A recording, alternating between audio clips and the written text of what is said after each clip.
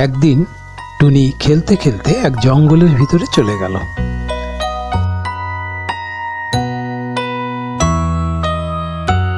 এই গাছটার নিচে কত ঠান্ডা, একটু বিশ্রাম নেই।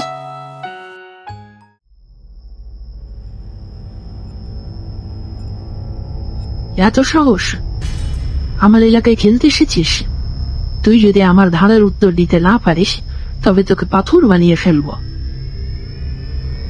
দাদা ঠিক আছে, বলো। সবাই আমায় দেখে, আমি কাউকে দেখি না।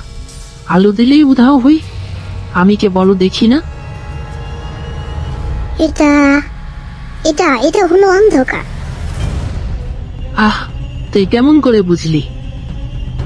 আমি শুধু সারাদিন খেলিই না, আমি স্কুলে পড়াশোনাও করি। আর কোনোদিন এখানে খেলতে আসবি না। এভাবেই টুনি জাদুকরীর কাছ থেকে রক্ষা পেল।